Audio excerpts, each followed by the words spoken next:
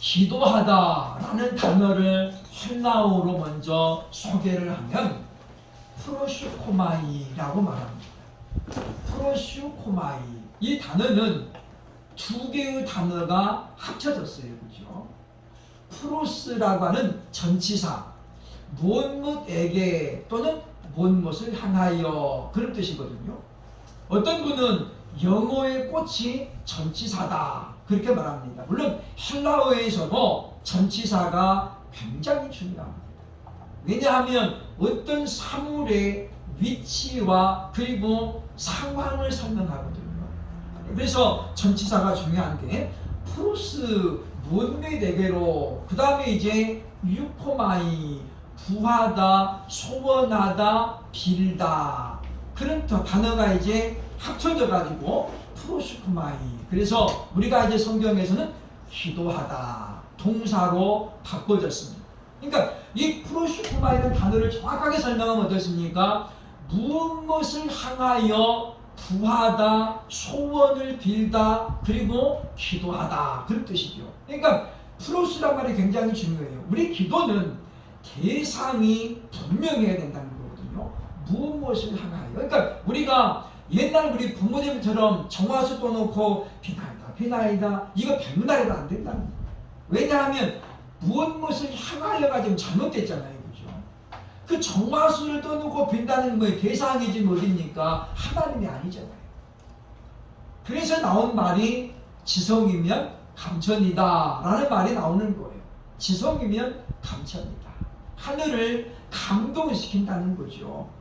대상이 바로 하늘이란 말입니다.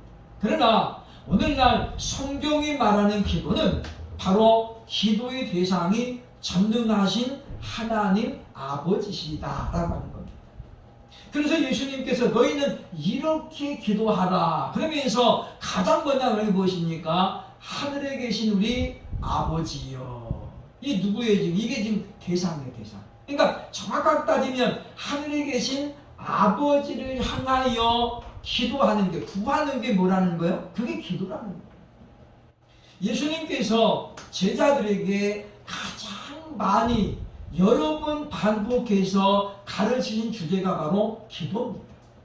마태복음 6장에 나오는 것처럼 기도에 대한 모범을 가르치시면서 마지막 사역이 겟세마네 동산의 사역이었잖아요. 그러면서 제자들을 다 데리고 가십니다. 그러면서 주님이 말씀하죠. 너희도 나와 함께 깨어 기도하라. 그러니까 마지막 때 주님이 사역하신 내용이 뭡니까? 기도하라는 거였어요. 그리고 부활하신 예수님께서 제자들에게 하신 말씀이 무엇입니까? 너희는 예루살렘을 떠나지 말고 아버지께서 약속하신 것을 기도하면서 기다리라는 거였어요. 그래서 감람산에서 예수님의 승천을 본 500여 명의 사람들이 마가의 다락방 모여가지고 뭐 했습니까? 기도했다는 거잖아요. 그리고 그 기도로 말미암아 교회가 탄생하게 되어지는 것입니다.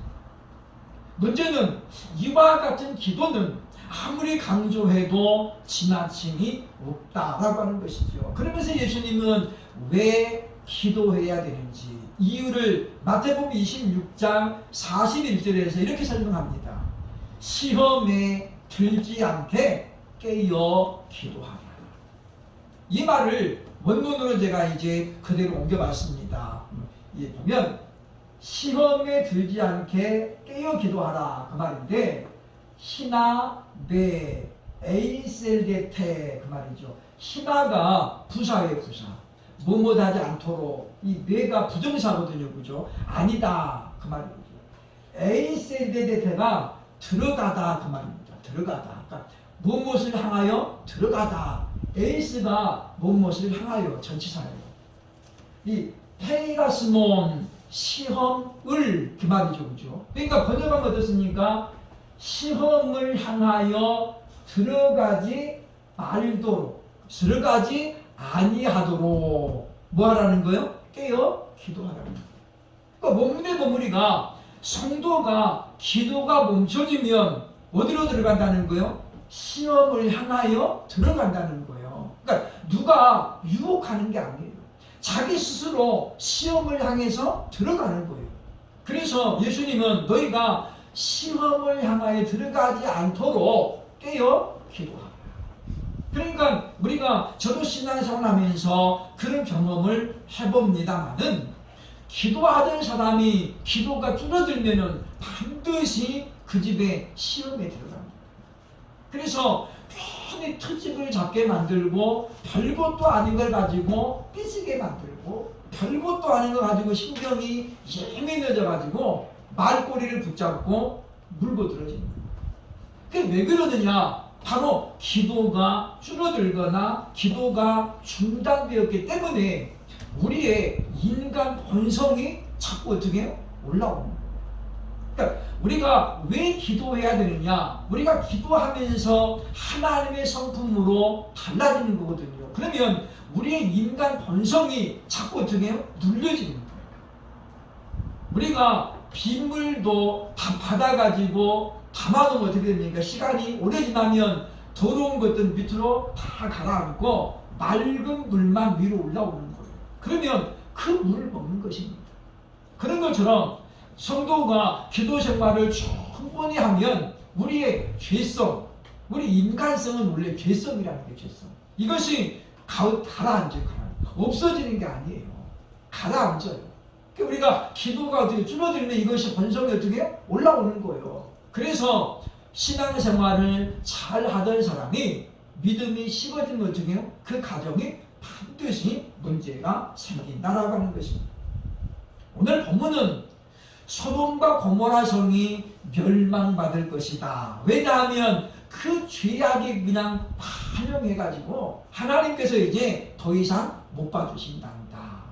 이 말을 천사들을 통해 들은 아브라함이 하나님께 이제 기도하는 내용으로 오늘 본문이 되어져 있습니다.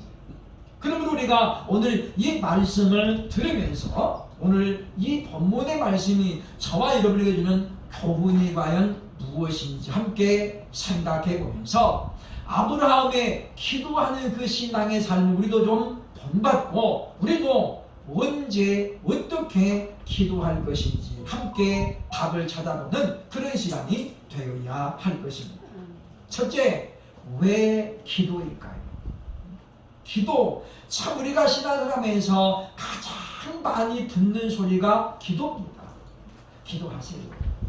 조금 문제가 생겨 상담하면 사람들은 늘 말합니다. 기도하시면 됩니다. 왜 기도냐 그 말이죠. 그죠? 우리가 좀 더 이유를 분명히 알고 동기부여가 되어야 되겠다라고 하는 것입니다. 우리는 실제로 기도가 어렵다고 이야기합니다. 그러나 여러분 냉정하게 말하면 기도만 어렵습니까? 아닙니다. 우리 주변에 보면 전도하는 것을 대단히 어려워하는 분도 있습니다. 전도도 어렵습니다. 또 어떤 분은 전도가 뭐 어렵느냐, 전도는 쉽다 그렇게 말하지만은 하나님의 말씀대로 살아간다는 것은 더 어렵습니다. 그렇잖아요, 그죠? 기도 1시간 하는 것보다도 하나님의 말씀대로 내가 순종하는 것이 더 어렵다라고 하는 거예요. 그러면 왜 이렇게 힘들고 어려운 기도를 우리는 해야 되느냐 그 말이에요. 물론 마태복음 26장 41절에서 말씀하는 것처럼 우리가 시험 안으로 들어가지 않으려면 기도해야 돼요. 그러나 그것 말고는 다른 이유가 없냐 그 말이죠. 그거 말고도 다른 이유가 있으면 주님 말씀하는데 바로 디모데전서 4장 5절에 말씀합니다. 말씀과 기도로 거룩하여 지냅니다. 여러분 성경에서 가장 많이 나오는 단어 중에 하나가 바로 거룩이라는 단어입니다. 내가 거룩하니 너희도 거룩하라. 예수님께서 하나님께서 친히 모세를 통해 주신 이 말씀 레위기 11장에 나오는 말씀입니다만은 베드로후서 1장에서도 사도 베드로를 통해 주신 말씀입니다. 너희를 부르신 자처럼 너희도 거룩한 자가 되라. 성도라고 하는 말 거룩할 성자에다가 물이 도잖아요. 성도는 누굽니까? 거룩한 무리들이에요.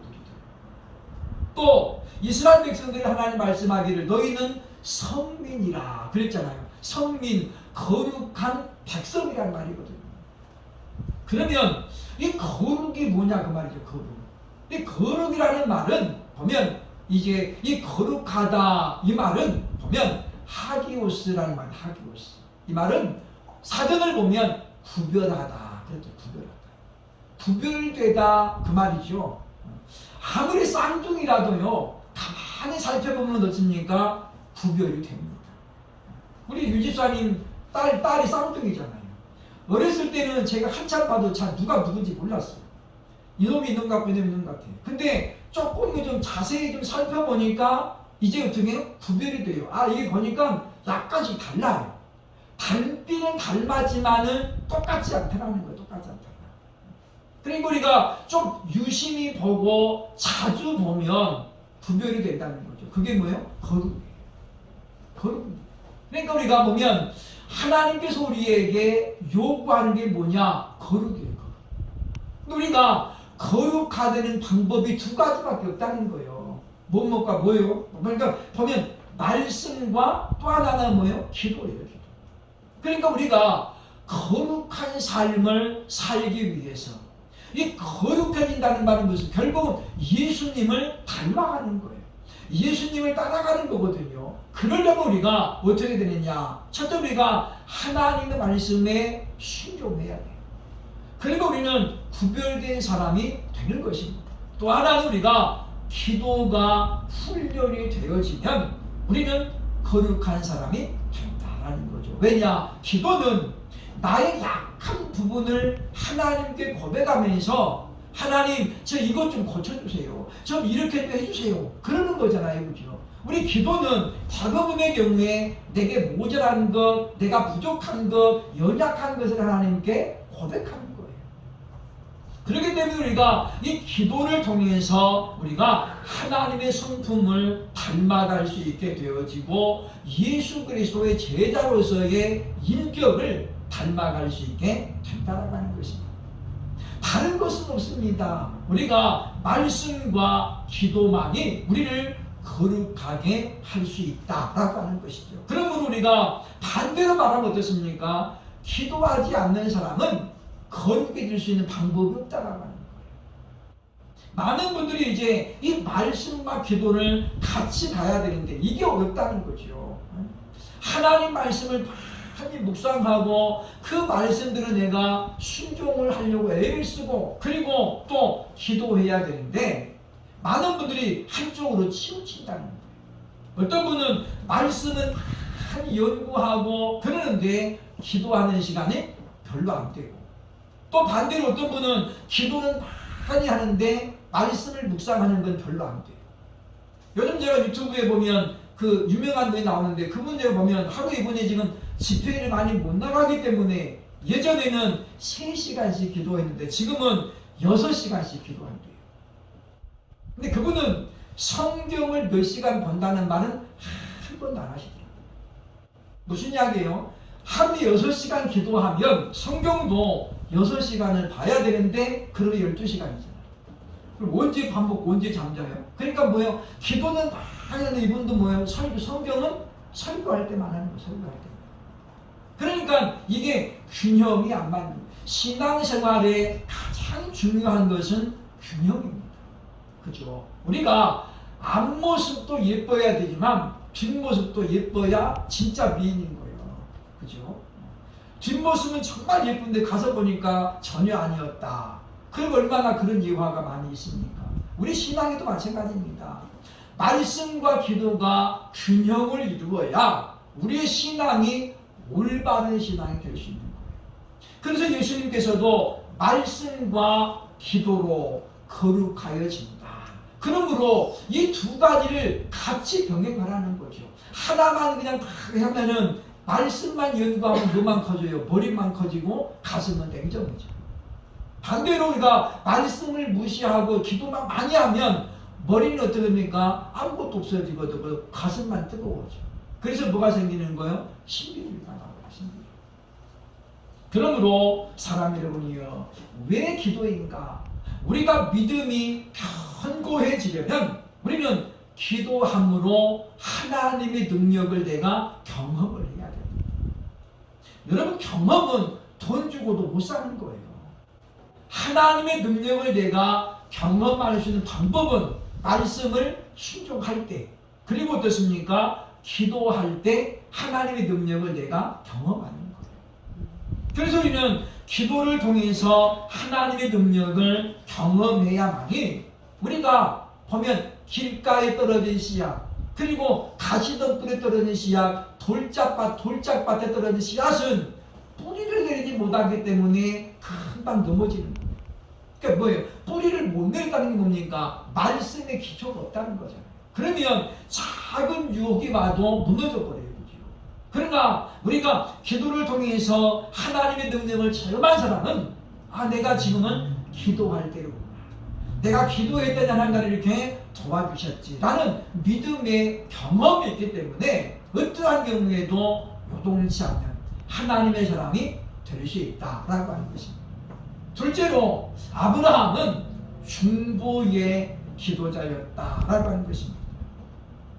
기도에는 크게 두 가지가 있죠. 하나는 나를 위해서 기도하는 것, 내 자신, 우리 식구만에 기도하는 사람이 있죠. 또 하나는 타인을 위해서 기도하는 게 있습니다. 이거 우리가 중보기도하고 중보기도. 중보기도는 나보다도 남을 위해서 기도하는 거예요. 아브라함은 소돔과 고모라 성의 멸망에 대한 소식을 듣고 바로 누가 떠오릅니까? 조카 롯이 떠올라요. 일찍 아버지를 여의고 자기 작은 아버지인 아브라함을 따라가지고 젊은 시를 보냈잖아요. 근데 이제 아브라함이 부자가 된 만큼 롯도 부자가 돼가지고 같은 지방에서 못 살아요. 왜냐? 이 종들끼리 싸움이 나는 거예요. 우물로 오죠. 그래서 아브라함이 말하잖아요. 네가 좌하면 내가 우할 것이고 네가 우하면 내가 좌하리라. 그래서 나눠지게 되죠. 그래서 롯이 큰 부자가 되었기 때문에 지금 소돔 땅으로 가서 자리를 잡았어요. 그리고 이제 얼마만큼의 시간이 지나가지고 롯도 결혼해가지고 2명의 딸을 낳고, 이 딸들이 지금 시집갈 때가 됐어요. 왜냐? 성경에 보니까 정혼을 했더라 그랬잖아요. 그러니까 소돔성에 들어간 지 이 롯이 적어도 20여 년 이상이 지났다고 하는 거잖아요. 왜냐? 이때는 지금 아직까지 무엇입니까? 보면 이제 하나님께서 아브라함에게 약속하신 모든 일들이 지금 이루어지기 전이었다라고 하는 것입니다. 어쨌든 이 말을 들은 이 아브라함은 하나님께 6번에 걸친 기도를 하게 됩니다. 그것이 이제 오늘 본문의 말씀이죠. 22절부터 나오는 말씀입니다. 아브라함이 하나님 앞에 이렇게 이야기합니다. 하나님, 의인과 악인을 함께 멸하려 하십니까? 이것은 부당합니다. 여기서 우리가 아브라함의 담대한 믿음을 볼 수 있습니다. 이건 아브라함이 평소에 이렇게 기도 안 한 거예요. 이렇게 기도할 수 없어요. 그런데 이때는 아브라함이 이렇게 기도합니다. 하나님이여, 의인과 악인을 함께 죽이심은 부당하오며 의인과 악인을 똑같이 대우하심도 부당합니다.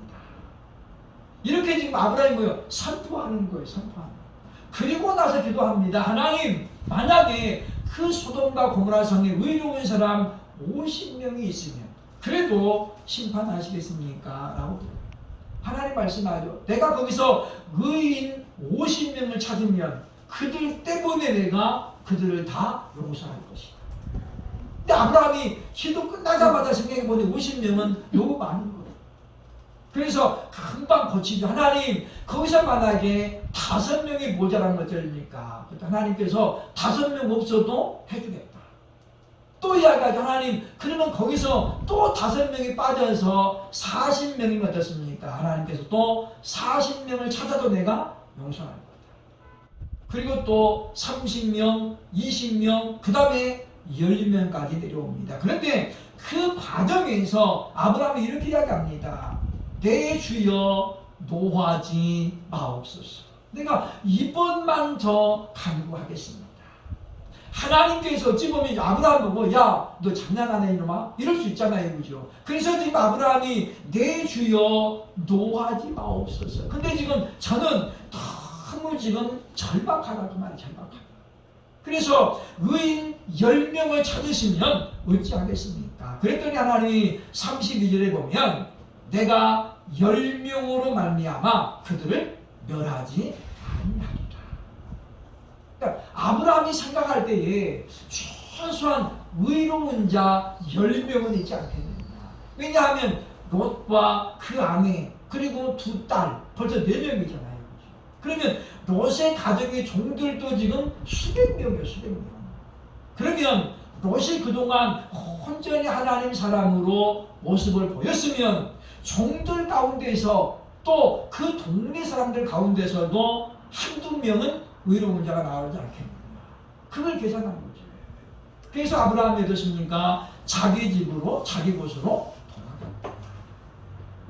여러분 여기서 우리가 발견할 수 있는 건 이것입니다. 아브라함이 지금 하나님께 책망받을 것을 각오하고도 하나님께 지금 구하는 건 누구 때문이냐? 자기 때문이 아니에요. 그죠? 자기 의로움을 나타내고 자기 집안 때문이 아닙니다. 바로 롯을 비롯해서 그 소돔과 고모라 성에 수많은 백성이 살고 있는 걸 아브라함도 알고 있는 거예요. 또 이때는 소돔과 고모라 2개만 많은 것이 아니라 스보임과 아드마까지 4개의 성읍이 다 묶여져 있습니다. 그래서 결탁되어 있다라고 말하는 거죠. 그러니까 아브라함은 그 4개의 성읍에 얼마나 많은 사람이 삽니까? 그래서 이제 아브라함은 조카 롯뿐만이 아니라 그들 전체를 구원하는 이와 같은 사역을 위해서 하나님 앞에 지금 기도했던 것을 보여주고 있다는 것입니다. 기도는 그 사람의 믿음의 단계를 우리에게 설명합니다. 초보적인 믿음의 사람은 자기 중심으로 기도합니다. 그래서 자기밖에 모르죠. 그래서 우리 식구, 우리 가족밖에 몰라요. 이게 초보적인 믿음이고 조금 더 이제 성장하면 어떻습니까? 기도의 폭이 넓어지죠. 그래서 이제 다른 교회를 위해서도 기도하고 주의 종들을 위해서 기도하고 우리 성도들을 위해서 기도해요. 여기서 이제 더 한 단계 나가면 어떻습니까? 나라와 민족을 위해서 기도하고 예수 안 믿는 사람들을 위해서 기도하는 거예요. 예수 안 믿는 자들을 위해서. 그러니까 우리의 기도는 이와 같이 단계적으로 성장을 해야 되겠다라고 하는 것입니다. 그러면 셋째, 기도 과연 어떻게 할 것입니까? 어떤 사람이 기도를 시키면 합니다. 기도 못해요. 나 기도 잘 할 줄 몰라요. 그렇게 말하거든요. 그래서 우리는 기도에는 몇 가지 종류가 있다는 거예요. 믿음의 단계에 따라서 3가지로 나눠져요. 하나, 기도는 울면 돼요. 기도할 줄 모르잖아요. 그죠? 뭐라고 말을 몰라. 그럼 어떻게 해요? 울면 돼요. 이 누가복음 18장에 보면 바리새인과 세리가 똑같이 기도하러 올라갔어요. 근데 바리새인은 말합니다. 하나님 저는 이렇게 하나님 복을 주셔서 제가 일해마다 한 번씩 금식하고요 11조 하고 이렇게 하나님 이 세리와 같지 않음을 감사합니다. 근데 세리는 고개를 들지 못하고 뭐라고 말을 못하는 거예요. 그리고 뭐라고 그래요? 하나님 가슴을 치면서 하나님 저를 불쌍히 여주옵소서. 그리고 어떻게 우는 거예요. 갓난 아이들이 자기가 기도 제목에 있으면 어떻게 해요? 전능하신 하나님 이렇게 합니까? 아이들이 갓난 아이들이 기도할 제목에 있으면 어떻게 울어요. 울어. 엄마 나 지금 필요한 게 있어. 그럼 말을 못하니까 어떻게 울면 되는 거예요. 배고프면 울죠. 배고플 때만 웁니까? 벌레가 물어도 울어요. 그죠? 작년 글에 제가 소개했습니다마는 방배동에서 우리 은혜란 아이가 참 유별나게 저를 잘 따랐어요. 8일 지나고서부터 저를 따랐던 것 같아요. 근데 우리 매년 여름에 산상 집회를 가는데 어느 날 저녁에 제가 이제 집회를 끝나고 쉬고 있는데 아이들이 저를 찾아왔어요. 목사님 은혜가 너무 울어요. 계속 운대요. 가서 보니까 이 아이가 우리 전도사님이 주일학교 애들과 함께 애들을 보고 있는데 은혜가 계속 우는 거예요. 평상시 같으면 제가 안으면 그냥 뚝 그쳐요. 근데 계속 울어. 기저귀를 만져보니까 기저귀가 그냥 묵직해져 있는 거예요. 하루 종일 기저귀를 안 달아준 거예요.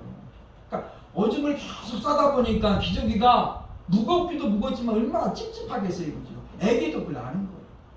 그래서 제가 기저귀를 갈아주고 안아주었더니 금방 생글생글하고 금방 자더라고요. 이 아이가 운다는 건 뭐예요? 기도의 한 방법이에요. 여러분, 저는 기도할 줄 몰라요. 그럼 어떻게 해요? 그 안타까운 심정을 가진 하나님 앞에 울면 됩니다. 그러면 그 울음소리를 듣고 엄마가 오든지 아빠가 오든지 와가지고 문제를 어떻게 해요? 해결해 주잖아요. 그죠? 그러면 끝나는 거예요. 둘째, 기도는 어떻습니까? 부르는 겁니다. 부르는 거. 기도는 부르면 돼. 뭐 그냥 우리가 절차를 따라가지고 하늘에 계신 우리 아버지 이렇게 안 해도 돼요. 그죠?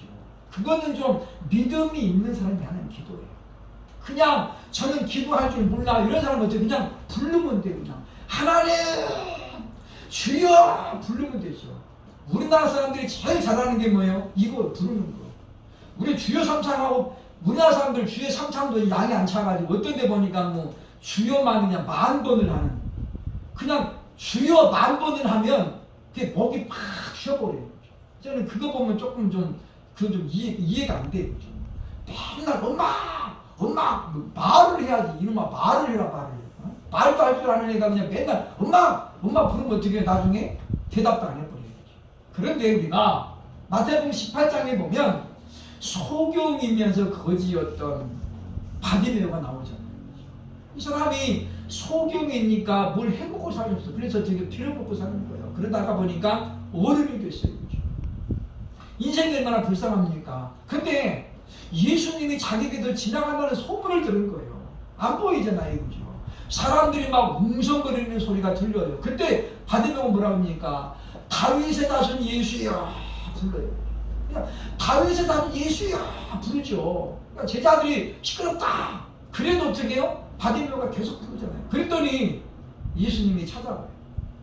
내가 네게 무엇을 하여 주기를 원하느냐 묻잖아요.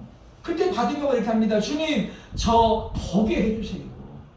저 다른 거 다 필요 없고요. 저도 좀 눈 좀 뜨게 해주세요. 마태복음 18장에 뭐라고 그러냐면 예수님이 내 믿음이 너를 구원하였도다. 그래서 바로 어떻게 눈 뜨지는 거예요. 우리가 하나님이 그냥 아버지라고 부르기만 해도 문제는 해결됩니다. 얼마나 우리가 간절함으로 우리의 마음을 담아 부르느냐가 중요하죠. 그렇죠? 부르면 대답이 있어요. 그리고 어떻게 온다 그 말입니다.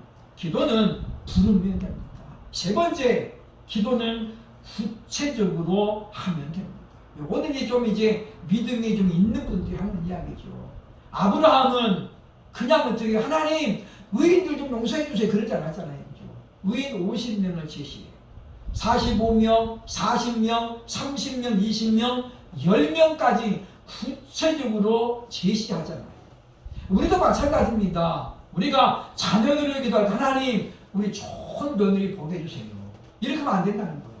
좋다라는 기준이 보는 사람 따라 다 달라요. 그죠? 그리고 우리는 기도할 때 어떻습니까? 구체적으로 믿음 생활 잘하는 사람 또는 뭐 직장도 좀 번듯한 이렇게 좀 구체적으로 해야지 하나님 그냥 좋은 며느리 보내주세요. 그러면 좋다라는 개념이 다 다르기 때문에 하나님께서 그냥 아무나 붙여주시고 야 좋은 사람이다 해도 할 말이 없어.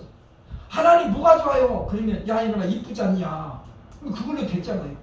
그러니까 우리가 하나님께 기도하는 것은 아브라함처럼 구체적이에요. 그래서 조목조목 해야 된다는 거예요. 그렇죠? 조목조목. 그래서 우리가 기도는 구체적으로 해야 된다라고 하는 것입니다. 그러므로 사랑하는 여러분이요, 아브라함은 절대적인 위기를 맞이했을 때에 하나님 앞에 구체적으로 기도했습니다. 그러므로 저와 여러분도 이와 같이 이제 아브라함의 기도하는 신앙을 우리가 보면서 하나님 저도 일상에서 기도가 습관되게 하셨어요. 정말 우리가 언제든지 기도하는 사람이 되게 해달라고 늘 간구하면서 기도는 바로 프로슈크마이 하나님을 향하여 구하는 것입니다. 그러면 우리가 기도가 안 나오면 기도를 어찌 할 때 모를 때는 그냥 웃는 거예요. 하나님 저 좀 도와주세요. 저 좀 살려주세요. 그냥 그러면 하나님이 어떻습니까? 살피러 오신다는 거예요. 그것도 안 되면 그냥 불러요. 그죠? 하나님 아버지, 하나님 아버지. 그럼 하나님께서 궁금하잖아요. 야 이놈아 왜 이렇게 불렀었냐 그러는 거예요. 그러면 그냥 딱 한마디 보기를 원합니다. 그러면 되는 거잖아요. 자녀 때문에 우리가 주님은 자신을 향해 웃는 여자를 보고 어떻습니까? 너와 내 자녀를 말해보라. 그러니까 자녀는 평생의 기도 제목이라는 거예요. 기도 제목. 그러므로 우리가 롯을 마치 자식처럼 귀하게 여겼던 아브라함처럼 우리가 이제 우리 믿음의 사람들을 귀하게 여기면서 아브라함처럼 정말 하나님께서 들어줄 수밖에 없는 그런 기도의 승리자들 되시기를 주의 이름으로 축원합니다. 아멘. 기도합니다.